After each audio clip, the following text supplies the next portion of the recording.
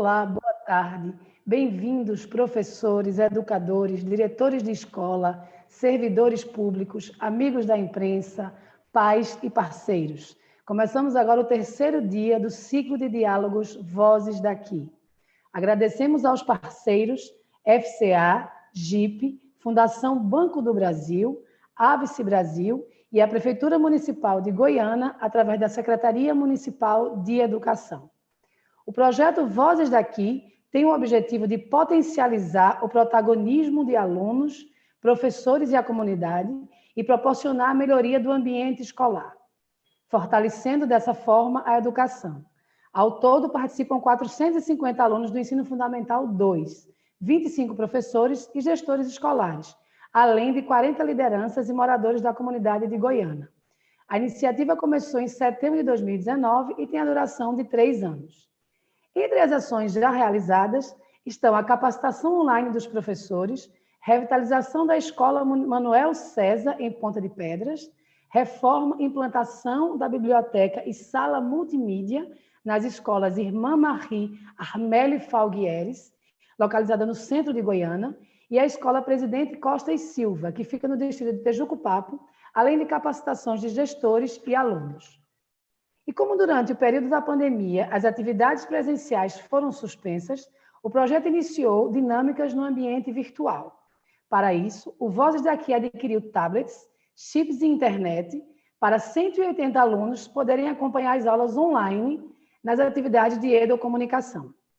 Como forma de estender o desenvolvimento das atividades de formação e fomento educacional, o projeto Vozes daqui deu início à sua primeira série de lives com o ciclo de diálogos online, que está sendo apresentado nas últimas semanas, aqui no canal com uma sequência de 4 lives. Hoje, o projeto caminha para a sua terceira transmissão e vai ser apresentado o tema Criatividade e Ensino Inovador.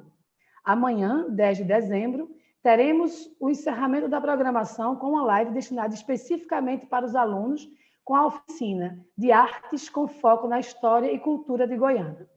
Convido todos vocês a participarem, a acompanhar esses primeiros encontros, que foram com os temas Educação, Tecnologia e Cultura Digital, e o segundo encontro que teve o tema Desafios da Educação durante e depois da pandemia, e assistirem a esses encontros que estão disponíveis aqui no canal. Para a live de hoje, a nossa convidada é Luciana Lira. Luciana é de Recife, ela é atriz, diretora e escritora e professora do Departamento de Arte e Cultura Popular e da pós-graduação em Artes da Universidade do Estado do Rio de Janeiro. E ela vai desenvolver o tema Criatividade e Ensino Inovador, abordando a importância da história oral como processo de inovação do ensino. Antes de Luciana iniciar a apresentação, eu quero reforçar para vocês da importância que quem tiver perguntas a serem feitas, coloque aqui no chat do YouTube, que ao final da apresentação de Luciana, nós vamos iniciar um debate com ela. Luciana, boa sorte, é com você agora.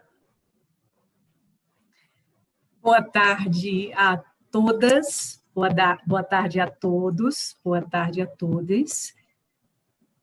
Era uma vez num reino distante, uma professora e um professor que não sabiam contar histórias. Todos os dias, frente aos seus alunos e às suas alunas, passavam todos os seus conteúdos sem tantos afetos, suas matérias eram dadas de acordo com todos os manuais e todas as regras estabelecidas pela escola, pelos órgãos de educação do reino. Mas alunas e alunos estavam cada vez mais desinteressadas e mais desinteressados.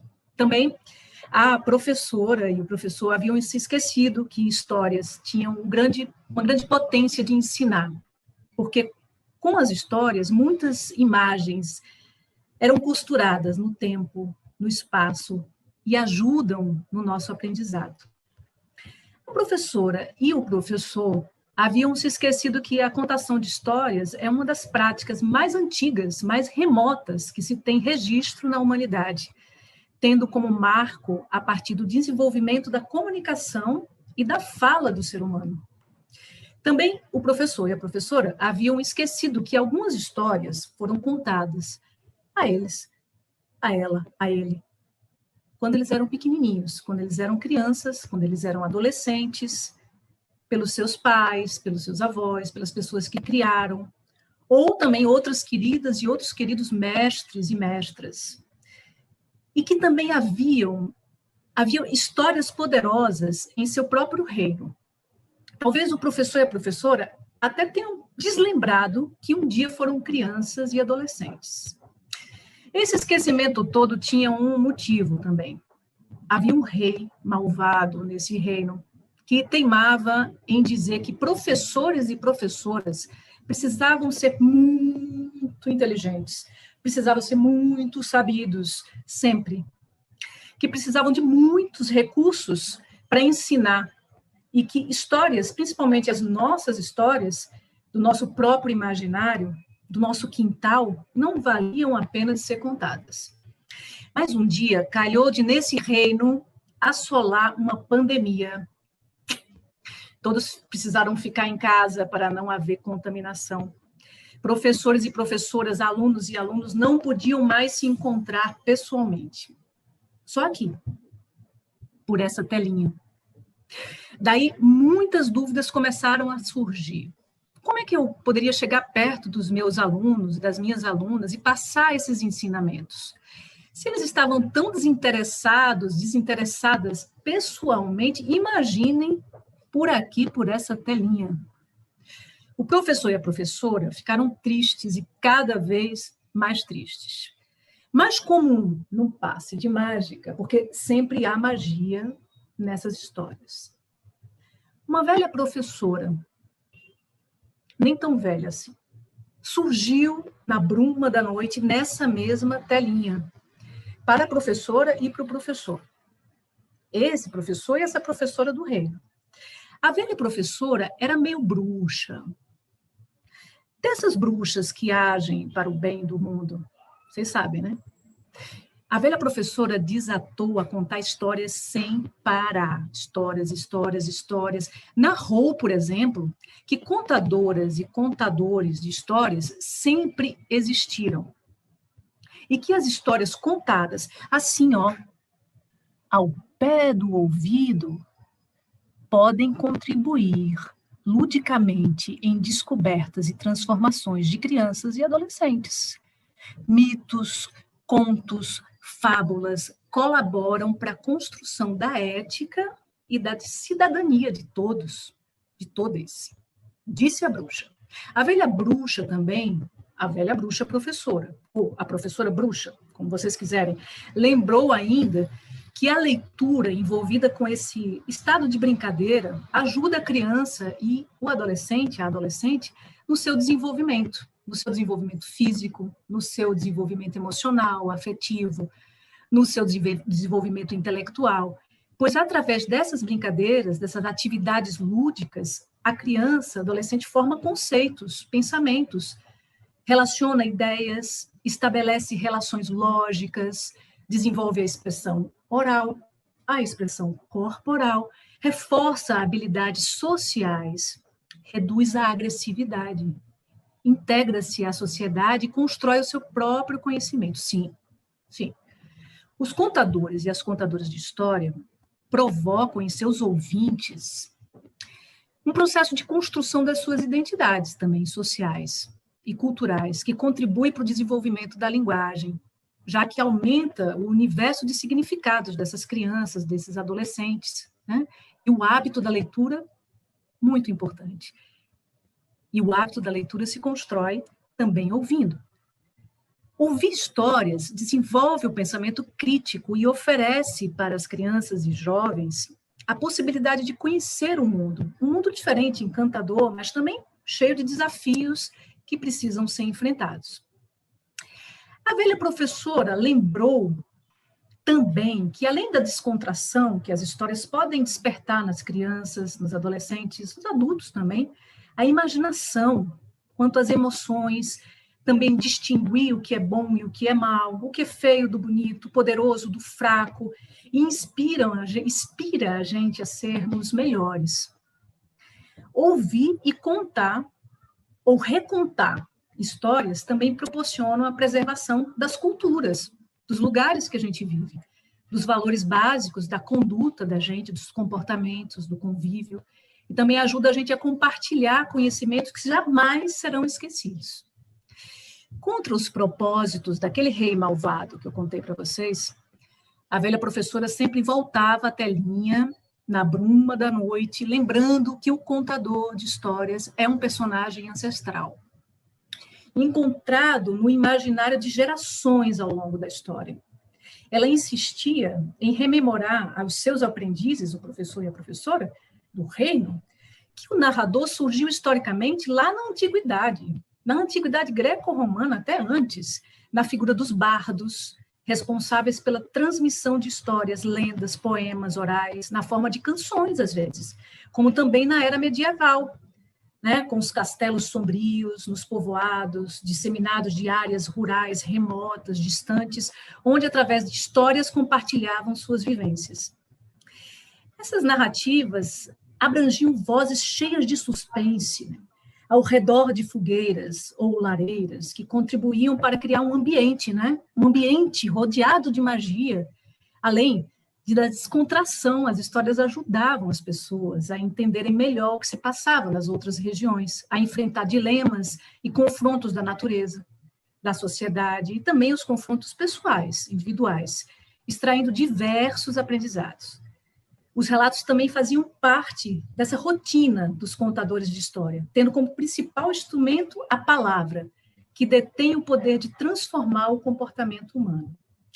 A bruxa, professora, estava sempre a lembrar que a arte de contar histórias é uma prática milenar que tem se mantido até os dias de hoje, né?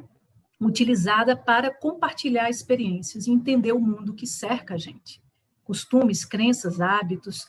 A bruxa professora também lembrava que a contação pode voltar a fazer parte da sala de aula. Especialmente em um momento como esses.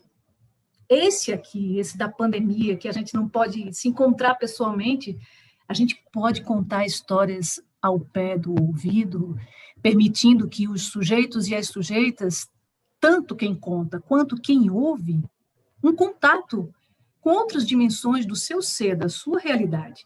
Sim, as histórias demonstram realidades de épocas distintas e fazem com que sejam refletidas as relações humanas, transmitindo experiências, culturas, levando seus ouvintes a viajarem por diversos lugares.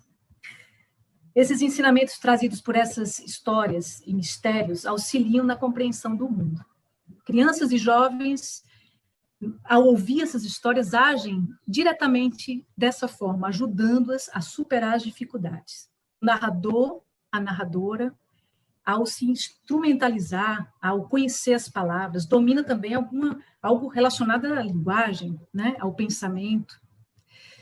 Vocês sabem que, recentemente, a imagem do contador e da contadora de histórias retornou com força total em outros reinos? A bruxa, a professora, disse que nas feiras, nas ruas, nas praças de outros reinos, as histórias estão em alta. Pois sim, e já virou até profissão respeitada nos outros reinos, porque os significados simbólicos dos mitos, dos contos, das lendas, das fábulas, estão ligados a esses eternos dilemas que o homem e a mulher enfrentam ao longo do amadurecimento emocional quando estão evoluindo. Os mitos e os contos de fada e fábulas ajudam a gente, às vezes, a tornar decisivos aqui na formação da criança e da adolescente, tanto em relação a si mesmo quanto em relação ao mundo.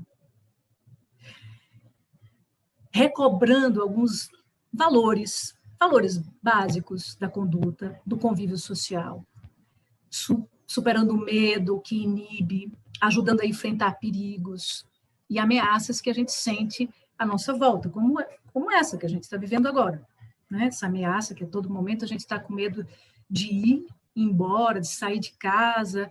Que tal contar uma história? Sim, é da natureza humana a comunicação. Mesmo que nada tão relevante tenha acontecido com a gente, tudo que a gente vive, como exemplo, assim, no acontecimento no trabalho, na sala de aula, episódios engraçados da vida da gente, episódios tristes, as conquistas, os milagres que acontecem na vida da gente, tudo que envolve a vida se torna importante de se contar. O envolvimento, a gente, ao contar, né, e ouvir histórias, aproxima pais, filhos, mães, filhas, filhos, alunos e alunas e professores, aproxima. A gente chega mais perto, mais perto, mais perto. A valorização do contador e da contadora de histórias é encontrada em diversos espaços, especialmente nas escolas de outros reinos. O contador atual apoia-se num texto muitas vezes escrito, como esse aqui que eu estou lendo para vocês, e através de muita habilidade, de capacidade, organiza a sua linguagem, usa a linguagem, bem como a expressão corporal, gestual, vocal, espacial, transformando momentos em eventos inesquecíveis de comunicação oral. Eu digo inesquecíveis. O contador e a contadora de histórias, atuantes nas escolas de outros reinos, deve ter preocupação na escolha desses textos. Não é qualquer texto que a gente vai escolher, já que deve ser coerente, né, com a faixa etária, com quem está ouvindo. Eu, por exemplo, escolhi esse texto para contar para vocês. Quando a história contada desperta o interesse do ouvinte, há uma interação entre o contador e esse que está ouvindo, essa que está ouvindo. Momento em que são sentidos, os sentidos, né, são estimulados através das trocas de olhares, os gestos, o corpo desse contador, dessa contadora, que comunica, juntamente com uma linguagem que é verbal, com os sentimentos, com as emoções.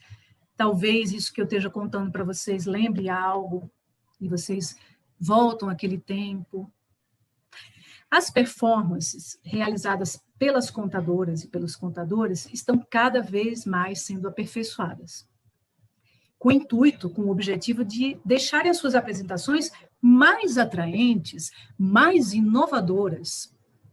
Esse aprendizado constante, presente nos contadores, é fruto, naturalmente, de observação, de busca interna por recursos para suas próprias histórias. Um professor e uma professora, como vocês, podem contar histórias. Se é que vocês já não contam, não sei. Nesse sentido, devem considerar o corpo e a entonação de voz para cada personagem, a bruxa, a professora, o professor e a professora, o rei malvado, as pausas, os sussurros, o silêncio, a clareza na pronúncia, o olhar, os gestos fundamentais para transmitir a realidade da história e o meio de comunicação entre o contador e quem está te ouvindo. Contar história é a mais antiga das artes, como eu falei para vocês desde o princípio. Nos velhos tempos, essas aconteciam ao redor do fogo, através de conversas, relatos de caso, entre pessoas que vinham de longe, que repetiam essas histórias, repetiam para guardar essas tradições e essas línguas. Mas agora, lembrava a velha professora, podemos nos reunir nessa fogueira virtual. Que tal? E alimentar a alma das nossas alunas, dos nossos alunos, de alunos. Exemplo disso é quando se encontra em um conto de fadas o bem e o mal, e oportuniza a criança e o adolescente, ao ouvir as histórias, a criar relações com esses sentimentos, vivenciar as vitórias, as derrotas, por fim, criar para si uma convicção moral que estimula o seu consciente a entrar no seu campo de realidade, fazendo com que a criança e o adolescente tenham a oportunidade de sonhar. Está difícil de sonhar agora. Que tal uma história para sonhar? Sonhar e viver a realidade de outros olhos, com outros olhos, influenciando no desenvolvimento intelectual, social e emocional. As experiências proporcionadas para as crianças e jovens pelos livros, por exemplo, só são possíveis se estimuladas e impulsionadas pelos adultos presentes na vida dessas pessoas. E nós, professores, somos adultos presentes na vida dessas pessoas, mesmo que a gente esteja distante. Para isso, é necessário abordar uma interpretação correta, que modifique a leitura, que desperte a curiosidade, o interesse, e valorize todo o simples detalhe contado. O rei malvado desse reino está sempre preocupado com os conteúdos programáticos, disse a velha bruxa professora. Ele deixa de lado a brincadeira, o lúdico e o processo prazeroso do ensino, aprendizagem. Como exemplo, a leitura de histórias que trazem grande carga de ensino e várias lições importantes para a construção do aprendizado e o crescimento dessas crianças. E talvez o rei nunca tenha sido criança ou jovem, não sei. A velha professora lembrou, por fim, que esse rei malvado teve um pai mais malvado ainda, que na época da colonização do reino, decretou que somente algumas pessoas poderiam ler e escutar histórias, outras pessoas não. Seu filho aprendeu a má lição e continuou impedindo e dizendo que histórias não devem ser contadas, que as novas tecnologias, como essas aqui, só servem para passar informações e não para abrir o nosso universo lúdico. Esse rei, a velha bruxa, na sua última aparição, reforçou que o professor e a professora, seus aprendizes, deveriam lutar contra o rei e contar histórias assim, ó, ao pé do ouvido de seus alunos, para que possam ver esse tempo pandêmico, essa pandemia, passar com mais alegria e cultivo da imaginação.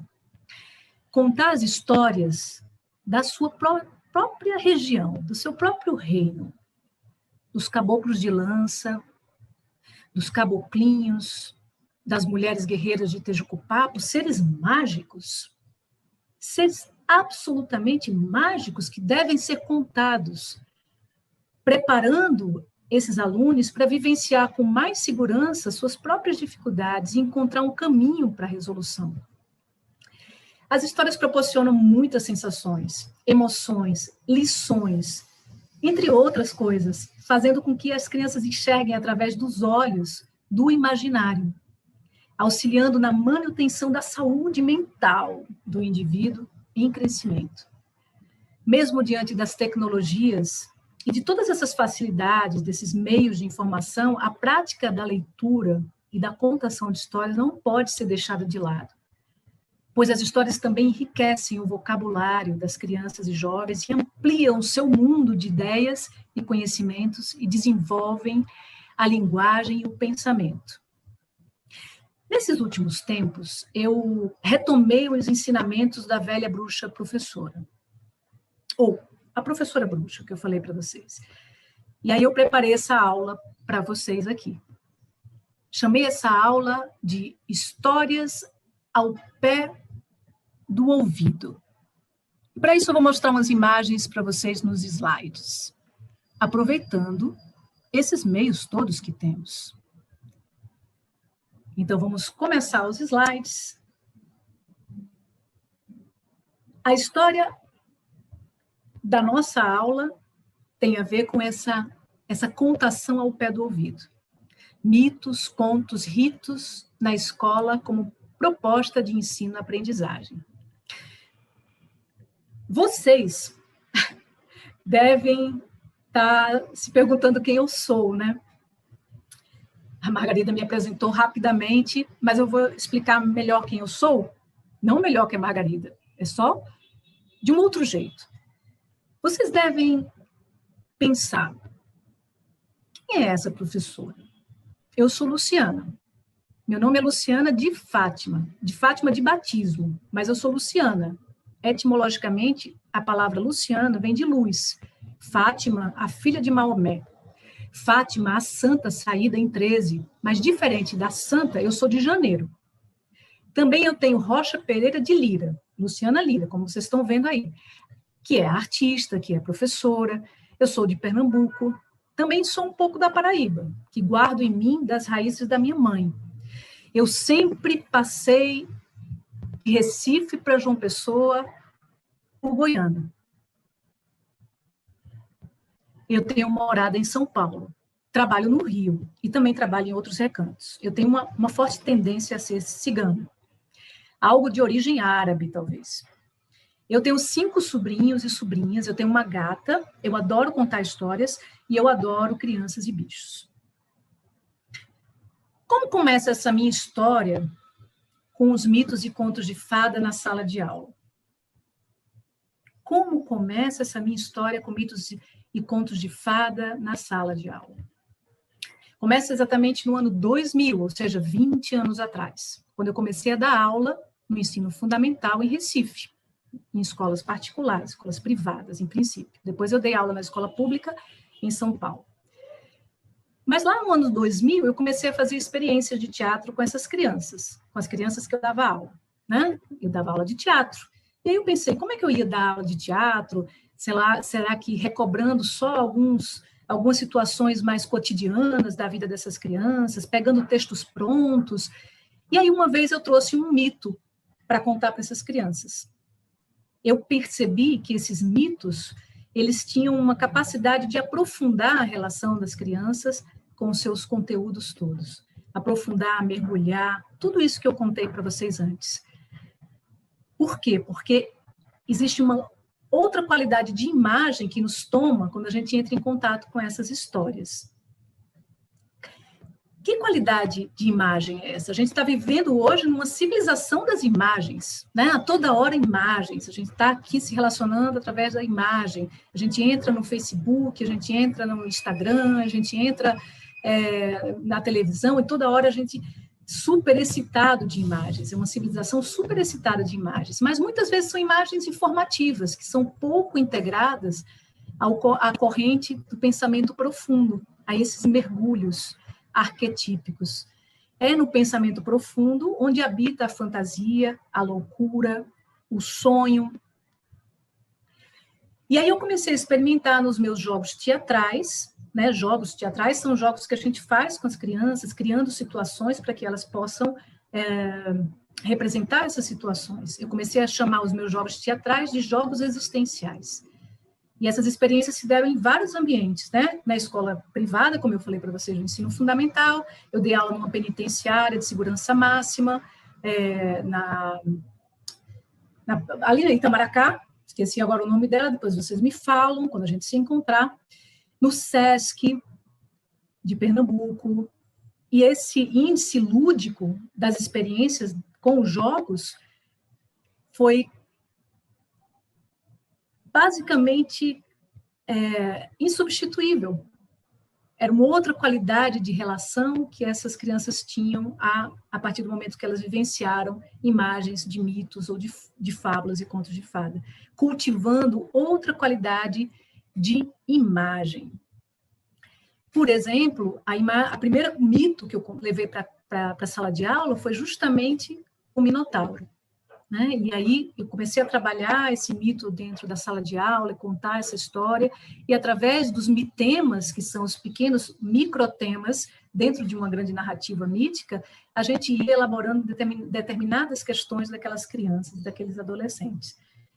E muitas vezes assuntos bem cotidianos, bem atuais, eram tratados a partir dessa mitologia. Haja vista que o teatro foi fundado dentro das histórias míticas, né? Se a gente pensar em Medeia, Antígona, todas essas peças que foram criadas da tragédia e comédia gregas, o que acontece nessas histórias, elas continuam sendo contadas até hoje, sendo remontadas e ouvidas, né? Até hoje. Então, a gente vai cultivando essas imagens, que são imagens mais fundas.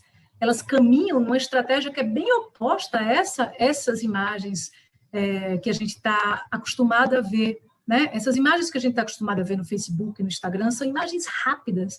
A gente nem consegue aprender bem uma, já está numa outra, já está numa outra, já está numa outra. E as histórias dos mitos, das fábulas, os contos, caminham numa estratégia de lentidão, numa contracorrente. E o mito sempre conta uma história sagrada. Quando eu estou falando de sagrado, não tem nada a ver com religião específica, acho que vocês devem entender, mas de algo que retoma o nosso contato com o mundo que está além da gente, né? Que não é só desse corpo material. Então, o mito, o conto, né, sempre relata um acontecimento ocorrido no tempo primordial, o tempo fabuloso do princípio. O mito reinstaura também o tempo ritual. Para você contar um mito, precisa que você construa uma estrutura ritual, né? Um rito. O teatro é um rito também, né? Quando a gente monta toda aquela estrutura para contar as histórias para vocês. Então, em 2001, 2005, eu tive um sonho com a Joana d'Arc, aquela guerreira.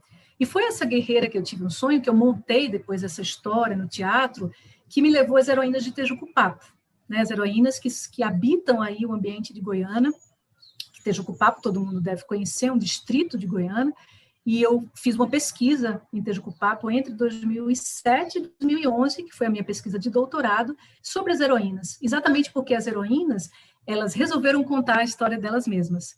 Em 1646 aconteceu uma batalha, vocês devem saber disso, e essa batalha, em 1646, instaurou um novo tempo em Tejucupapo e em Pernambuco.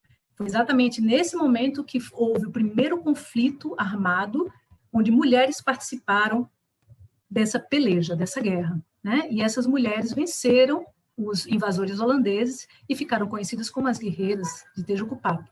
E na década de 90 do século XX, Dona Luzia Maria da Silva resolveu recontar essa história por meio do teatro, né? Voltou a essas heroínas, esses arquétipos, essas mulheres que eram guerreiras, e recontou essas guerreiras através do teatro, para as novas gerações, né? Criando toda uma rede geracional e um contato super importante entre os mais velhos e os mais jovens.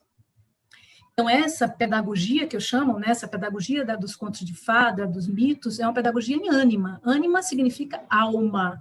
Por isso que a gente chama animal, né? Animal é aquele que está cheio de vida, né? Os animais, eles estão cheios de ânima, né? Ou desenho animado, ânima, alma, né? E aí eu criei, no meu doutorado, uma forma de criar, através dos contos de fada e dos mitos, que eu chamo de metodologia em arte. Que uma outra oportunidade a gente pode conversar sobre isso. Exatamente, a metodologia em arte orienta-se pela polaridade, pelo feminino, né? Pela rainha, a imaginação, a rainha das faculdades. É a imaginação que passa a fazer uma doação de sentido e que funciona com um processo de simbolização. Então, essa proposta metodológica, ela propõe uma arte que é uma arte de existência, né? Uma pedagogia de existência, que não é só estética, mas vai lá nos seus caminhos mais profundos, né? Histórias e imagens mais profundas. Mas agora eu vou, para finalizar, dar algumas dicas para vocês, né? Que é exatamente pensando que vocês podem contar as próprias histórias de vocês futuramente, né? Então, um contador e uma contadora de histórias, como eu falei para vocês, é um personagem ancestral. Então, e é ancestral e está relacionado com esse momento de agora. Então, como é que a gente pode também continuar contando histórias, né? Os significados simbólicos dos mitos, dos contos, das lendas, as fábulas e seus ritos de contar estão ligados eternamente a esses dilemas que o homem e a mulher enfrentam ao longo do seu amadurecimento emocional.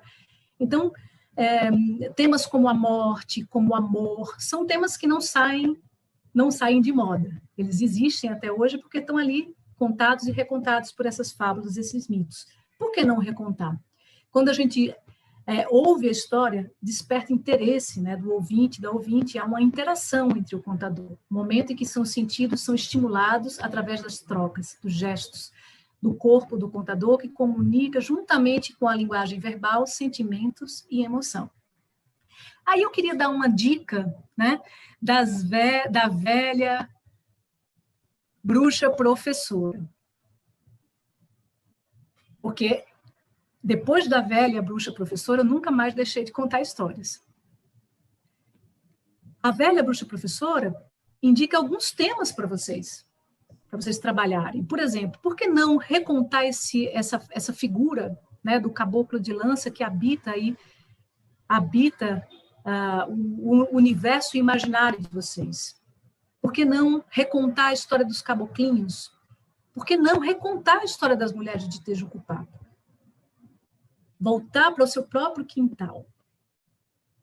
Por exemplo, eu escrevi 2 livros sobre as mulheres de Tejucupapo, que podem ajudar vocês nesse contar.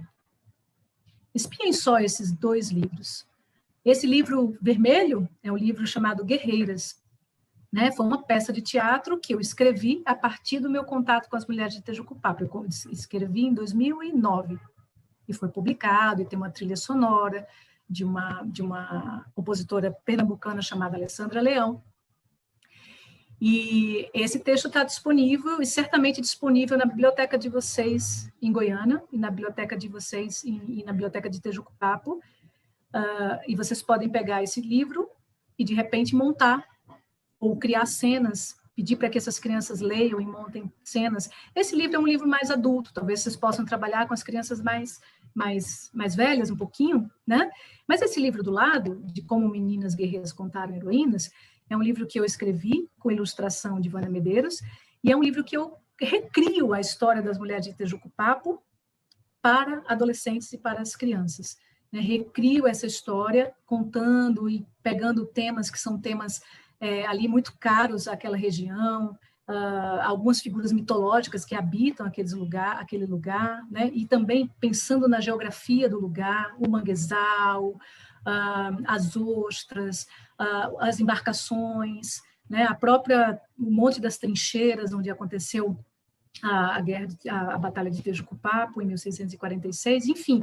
Então, são livros que também estão disponíveis para vocês, tem na Biblioteca de Recife, se vocês quiserem mandar buscar, tem na Biblioteca de Goiânia, então podem ser livros que de repente, despertem a leitura das crianças e adolescentes, e vocês possam, a partir daí, construir peças de teatro, construir trabalhos plásticos, de desenho, de pintura, de construir músicas, de pensar a história de Tejucupapo, a história de Goiânia, que é contada nesses livros, e vocês podem criar outros livros. Está tudo aí. E, para terminar, tem os meus contatos, também todo o pessoal tem o meu contato aí, para a gente poder trocar depois. Bom, o professor e a professora daquele reino também não pararam mais de contar histórias, vocês devem imaginar isso, né? Daquele reino que eu contei.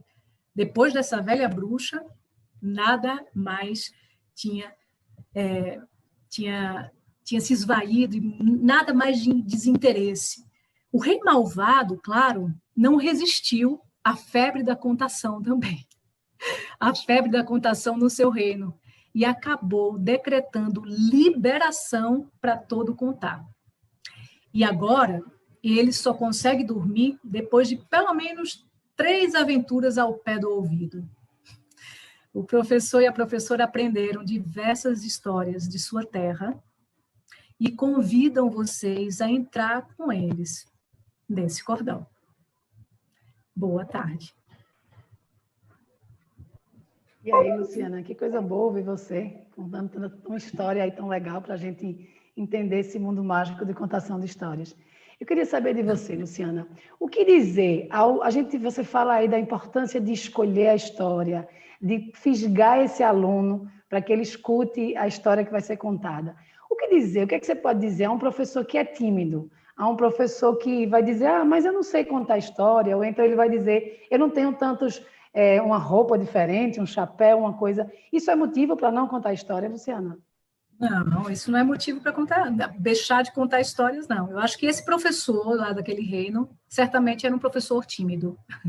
Em geral, os rapazes até são mais tímidos, né, para contar as histórias, acha que, não vou contar, vou ficar de bobo, né, fazendo esses malabarismos e tal. Você pode, por exemplo, trabalhar individualmente, né, pegar pequenos grupos para fazer pequenas rodas de contação. Você que tem dificuldade de contar a história, você pode também fazer com que os alunos leiam as histórias, interprete, ajudá-los a interpretar. Não necessariamente você precisa estar à frente, você pode criar espaços de contação dentro da sua história. E numa situação dessa de internet, né, e dessas relações mais tecnológicas, você também pode criar espaços, vamos dividir em grupos, né, da gente contar determinadas histórias que estão na mão de cada um desses alunos, e eles contarem devagarzinho depois outro, você vai estimulando essas histórias para que não necessariamente você fique à frente dessa função. Você pode realmente delegar para os alunos. É só uma questão de estimulação, de você levar esse livro, de você falar um pouco desse livro ou desse livro, enfim, dessa história que você vai contar, você falar de uma maneira mais genérica do livro e passar a bola para os alunos, que eles certamente vão tomar conta da sua aula junto com você. E aí isso vai distribuir aí sua carga de ansiedade e estar à frente, né? E ter que ter a responsabilidade de comandar a história. A gente está numa situação aí que está todo mundo em casa, justamente por conta da pandemia. Precisamos ficar em casa, né? E aí eu queria que você comentasse também, Luciana, qual é a importância do pai, da mãe, do avô, para que essa tradição oral, para que essas histórias também sejam contadas em casa, na hora de dormir, ou não somente na hora que o professor está dando aula. A gente, como pai, como mãe, os avós, eles têm um papel importante também nessa tarefa? Nossa, importantíssimo. Acho que em algum momento da minha história que eu contei aqui, eu falo dessa importância, né? Da importância das comunidades, né? Das comunidades nos grupos, né? Às vezes dos bairros. É lógico que agora, no momento de pandemia, a gente não está podendo fazer grandes encontros, né? Isso é o que a gente deve fazer, ficar cuidadinho dentro de casa. Então, trabalhar com essas, dentro do possível, né? De cada pessoa. Lógico que tem gente que vai precisar sair para trabalhar e tal, mas, em geral, o ideal é que a gente permaneça mais em casa. Estando mais em casa, a gente vai ter mais contato com as pessoas que moram nessa casa. Então, talvez, ao invés de você estar aí vendo televisão toda hora, né, ou na internet toda hora, por que não, né, ou antes de dormir, sentar, conversar, porque esse trabalho da contação de história é um trabalho em rede. Não adianta só a escola, o professor e a professora levar uma história, contar e tal, se você, por exemplo, não trabalha dentro, né, do seu ambiente com o pai, com a mãe, com os responsáveis pelas crianças e adolescentes, que eles possam também replicar essa história, contar novas histórias, fazer histórias associadas, procurar histórias associadas a essa, e para que a gente crie uma rede, né? E essa rede eu acho que é uma rede de proteção também, uma rede para a gente se deitar, para a gente dormir, mas também para a gente descansar de tanta imagem, de tanta coisa difícil que a gente está enfrentando, mas também uma rede para a gente se proteger, né, desse mundo, que às vezes é um mundo difícil da gente entrar em contato, né? Então, criando novos mundos, a gente também recria esse mundo real, né? Porque esse mundo real só é criado de novo se a gente tem boas ideias. E boas ideias são geradas pela leitura, boas ideias são geradas por novos mundos que a gente cria, mundos potentes dentro da nossa própria imaginação. E aí a gente recria um mundo legal, um mundo melhor para todo mundo. Então, a importância é total da gente criar essa rede entre pais, responsáveis, professores coordenadores, que possam estimular esse tipo de conteúdo dentro dos seus planejamentos. Que massa, Luciana. Então, que legal que a gente pode tomar aqui desse mundo do imaginário passe a ser o real, e a gente tem aí meninos criativos, inteligentes e dispostos. A gente agradece a você, Luciana, aos parceiros viabilizadores dessa live, a FCA, a GIP, a Fundação Banco do Brasil, a ABC Brasil e a Prefeitura Municipal de Goiânia, e a todos vocês que acompanharam essa transmissão. Luciana, eu queria que você fizesse seus comentários finais para a gente encerrar esse nosso encontro. O que é que você tem para encerrar e dizer um tchau aí para as pessoas que te acompanharam? Bom, acho que encerrar com alegria, eu acho importante mesmo dentro desse contexto que a gente está vivendo, especialmente nesse momento que a gente está vivendo, dizer que isso vai passar e para que passe, que a gente continue estimulando o nosso imaginário, imaginando novos mundos, né? Pegando esse gancho aí da pergunta da Margarida, imaginando novos mundos para que a gente possa empreender uma viagem um pouco mais saudável, né, para a gente. Então, eu convoco vocês que realmente construam essa rede dentro de casa, na escola, que a escola também se integre aos professores, que às vezes também os professores ficam mais sozinhos. Então, como é que coordenadores, diretores podem criar projetos, né, e fazer com que a gente caminhe para um mundo mais integral, mais integrado também, né? E as histórias ensinam para a gente os processos de integração,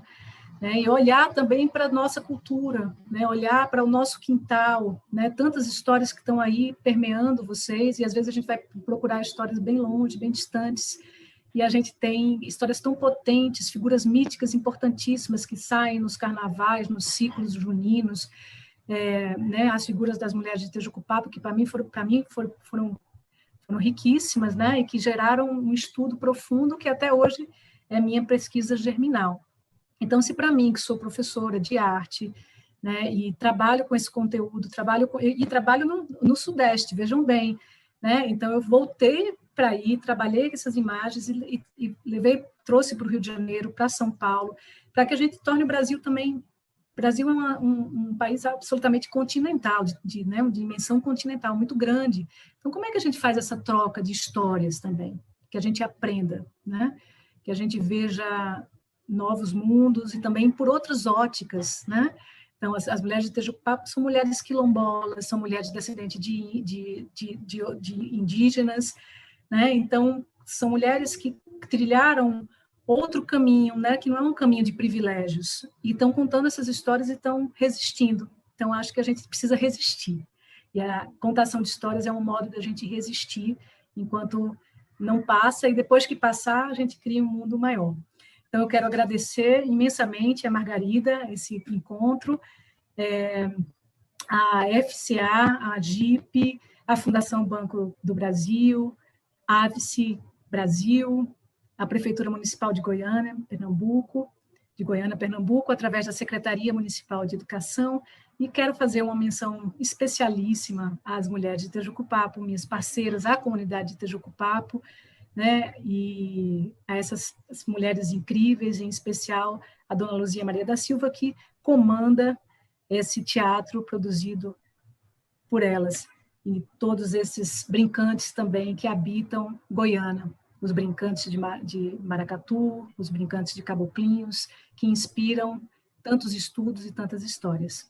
Boa tarde, e a gente se encontra, espero que em breve e pessoalmente. Sempre passo por aí, podem acreditar. Que bom, Luciana. A gente fica muito feliz, a gente espera, sinceramente, que essa nossa conversa inspire muitos e muitos professores e estimule-os a contar outras histórias e a criarem novas histórias. Lembrando a vocês que estão nos assistindo que a gente volta amanhã, quinta-feira, 10 de dezembro, no mesmo horário, às 15 horas, agora dessa vez com a oficina voltada para os alunos, tá certo? É a última live dessa programação, desse ciclo de diálogos, e vai ser transmitida aqui também pelo nosso canal. Lembrando que você que gostou, compartilhe essa live, ela está disponível, ela vai ficar aqui. Agradecemos a presença de vocês e até amanhã.